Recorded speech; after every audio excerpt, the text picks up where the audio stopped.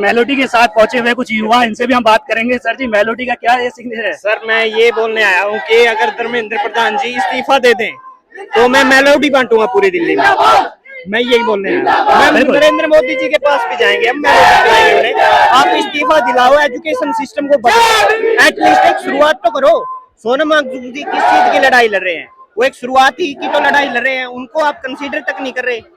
आप वहां पे प्रतिनिधि मंडल भेज सकते थे, आप अपना नेतृत्व में अगर नहीं जाना चाहते थे और किसी को भेज सकते थे, बातचीत के लिए तो बुला ही सकते थे। आपने क्या हथियार अपनाया?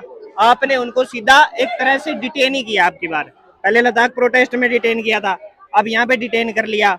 वो जो केतुआ प्रोजेक्ट चल रहा है एमपी में, उनको आपने डिटेन कर लिया।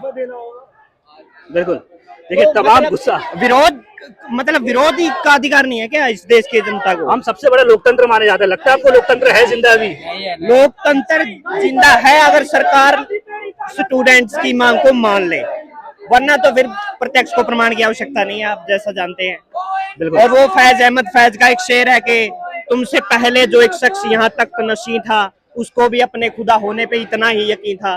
तो जो भी राज में आता है उसको ये तो लगता है हमें तो कौन नहीं हटा सकता है, बट सिंहासन खाली करो की जनता आती है, जैसे कि राष्ट्रकवि रामधारी सिंह दिनकर जी लिख के गए हैं।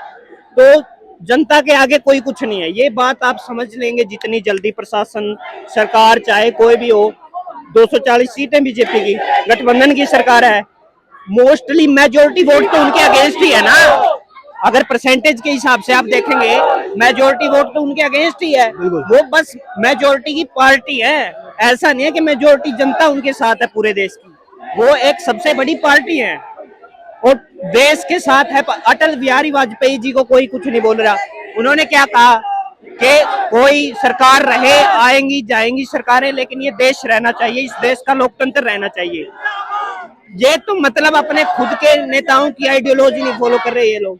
बिल्कुल, कहीं ना कहीं सरकार को सुननी चाहिए। हम भी लगातार ये अपील अपनी तरफ से जो है कर रहे हैं, क्योंकि छात्र देश का भविष्य है। अगर आप आज छात्रों की नहीं सुनेंगे तो आने वाला समय आपके लिए बहुत बुरा हो सकता है। कहीं ना कहीं मुझे एक बात ये भी लगती है कि जो यहाँ पर जैन से इकट्ठा हुआ है, ये वोट में नहीं बदल पाता। मुझे ऐसा लगता है मोदी सरकार ये समझ चुकी है कि भाई हमारे खिलाफ माहौल तो हमेशा बनता है, लेकिन ये वोट में नहीं बदल पाता है। वही अगर किसानों को देखते हो वोट डालने जाता है, लेकिन युवा वोट डालने नहीं जाता। लगता है आपको कि मोदी सरकार ये समझ चुकी है?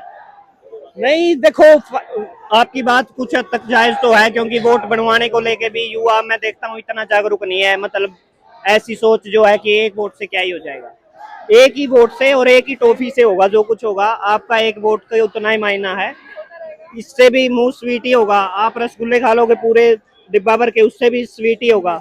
बिल्कुल, फ्रेशनेस आएगी ना। आपका एक एक वोट बन के बूंद बूंद से सागर भरता है।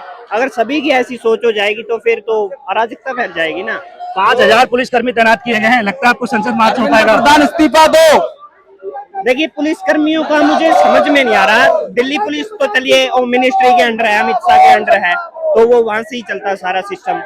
बट जो ये नीली यूनिफॉर्म में हमारी फोर्स आई हुई है, वो जैसे यहाँ पे नाम लिखा होता है जवान का, उन्होंने वहाँ पे नीली साई के साथ नाम मिटा रखा। वो आप युद्ध लड़ने जा रहे हैं क्या? देश के युवा ही तो आ रहे हैं यहाँ पे, आपसे इस्तीफा ही तो मांग रहे हैं। एक जवाबदेही बनती है आपकी। हम ही लोगों ने आपको वोट दिया है, कोई बाहर से तो आया नहीं। पाकिस्तान से वोट देने आपको कोई नहीं आया, हम ही लोगों ने वोट दिया है। हम ही लोग अब आपका इस्तीफा मांग रहे हैं, क्योंकि आप इस लायक नहीं है तो इस्तीफा मांग रहे हैं, वरना और किसी से तो कोई इस्तीफा नहीं मांग रहा। और शिक्षा पद्धति, जहां तक की बात है, शिक्षा पद्धति आज देश की मोस्ट पॉपुलेशन क्या है? युवा है ना। युवा डायरेक्टली किससे कनेक्टेड है? शिक्षा से। तो शिक्षा मंत्रालय की जवाबदेही तो और भी ज्यादा बनती है कि आप समझाओ, आप ऐसी पॉलिसी लेके आओ। पिछली बार एसएससी में हुआ ये, एसएससी का टीसीएस का टेंडर था पहले, अब इन्होंने एक करप्ट कंपनी को दे रखा है एसएससी का सस्ते में, सिर्फ बोली के चक्कर में कि हाँ भाई इनकी बोली सस्ती है तो सरकार को खर्चा कम आएगा। बिल्कुल, आप मतलब ये या तो ये सोचते हैं भाई युवा तो मतलब बेहोश है, उसको कुछ पता ही नहीं है, आप जैसा करोगे आपके अनुसार चलता रहेगा। और अब क्या होता है, जैसे भी कोई प्रोटेस्ट शुरू होता है, सारे हथकंडे अपनाए जाते हैं सरकार के द्वारा। सोशल मीडिया पर चलता कुछ है, धरातल पर कुछ होता है। यहाँ पे कोई आपको जातिवाद की बात करता नहीं मिलेगा, कोई आपको पाकिस्तान की बात करता नहीं मिलेगा। यहाँ सिर्फ एक ही मुद्दा है कि प्रधानमंत्री के नेतृत्व में अगर राम मंदिर बन सकता है उसमें चोरी हो सकती है तो उसकी भी जिम्मेवारी ले लो ना। प्रधानमंत्री के नेतृत्व में अगर शिक्षा पद्धति आगे बढ़ रही है तो घट भी तो उन्हीं के नेतृत्व में रही है ना।